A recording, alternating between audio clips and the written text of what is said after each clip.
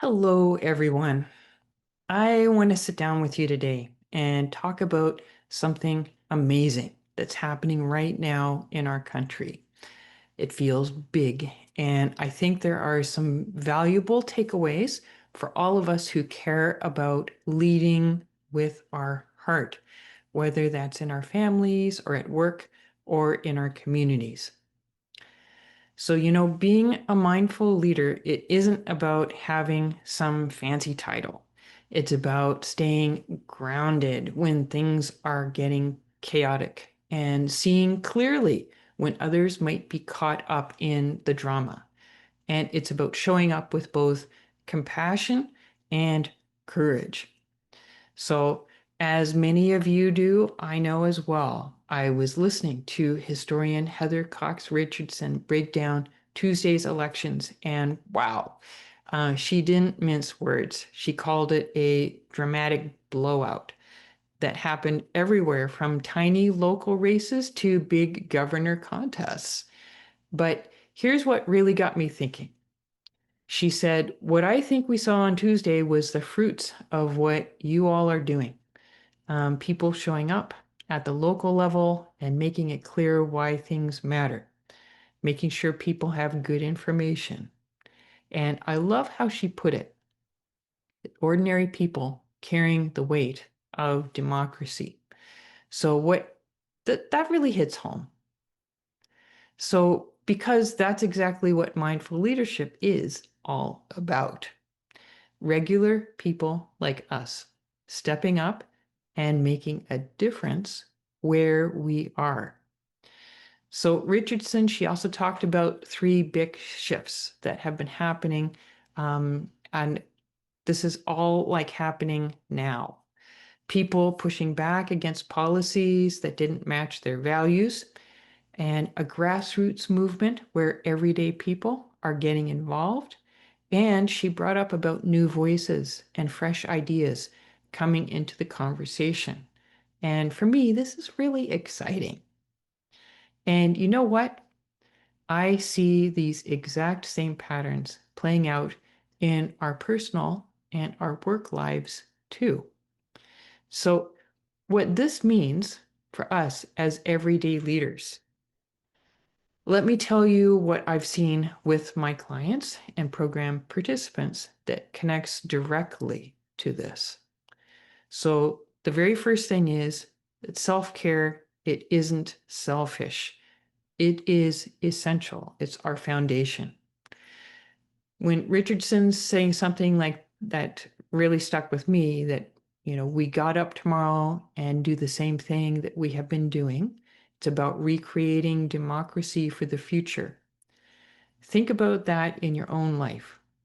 The people who make the biggest difference aren't usually the ones who are making sort of like big leaps or grand gestures, sort of once in a blue moon. It is the ones who are consistently showing up day after day. And that takes caring for yourself, your body, your heart, your mind, your spirit.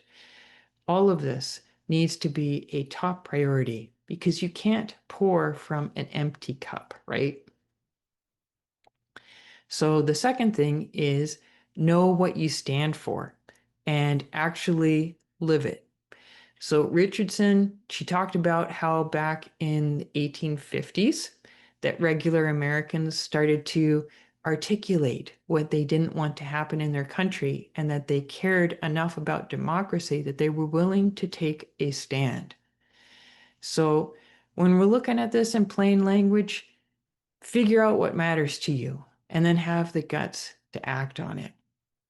When your words match your actions, people notice. And that's true at everywhere from the dinner table to team meetings at work or in community gatherings. So the third thing that's really standing out for me, and this is the tough one, to have those uncomfortable conversations. So she, Heather, she told this great story about Abraham Lincoln saying that he listened to what people were saying about democracy, and he listened to what people wanted, and he began to articulate this new vision. So, the way I see it, that is gold right here. The best leaders, they don't just talk at people, they really listen, and especially to people that they don't agree with. They look for common ground. They speak honestly, but with kindness. And at the same time, they don't maintain, well, what's really important in all of these situations is actually to maintain very strong boundaries that don't compromise your values. So I want to be a bit vulnerable here and real, and say that I see this play out all the time in my conversations with people from different backgrounds. And recently, I had what was turned out to be a truly incredible YouTube conversation with a Trump supporter, who had commented on my video about Trump crumbling. They were initially very upset and diminutive. But this person came from a totally different political perspective than mine. But we managed to have a thoughtful and respectful dialogue in the end.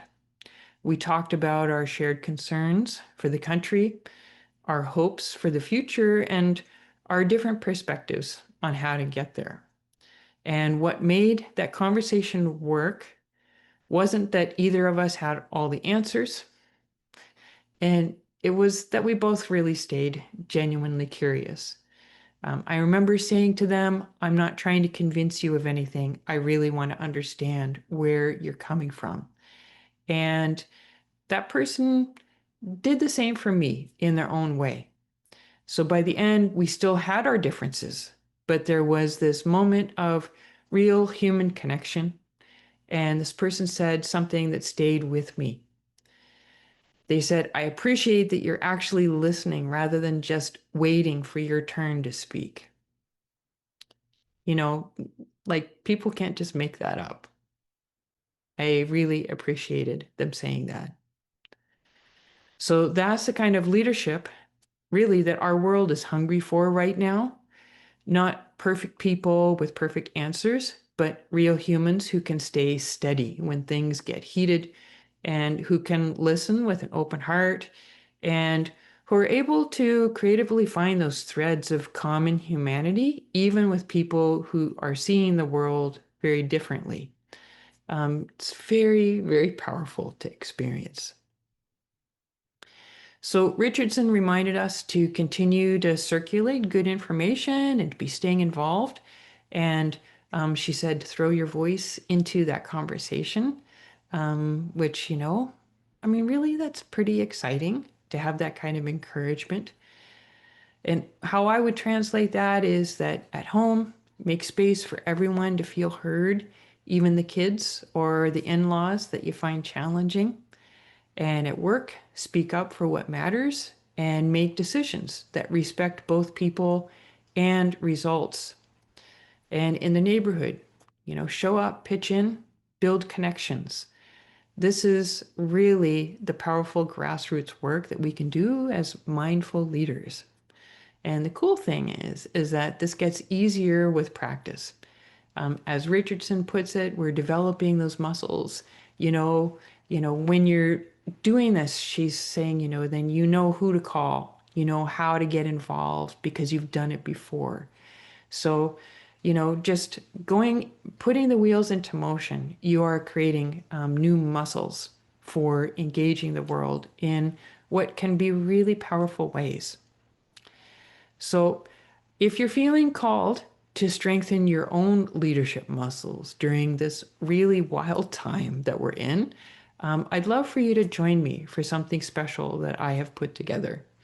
It's called From Burdened to Brilliant, and it's a 30-day journey for regular people like us who want to lead with more heart and less stress. So it isn't about fancy leadership theories.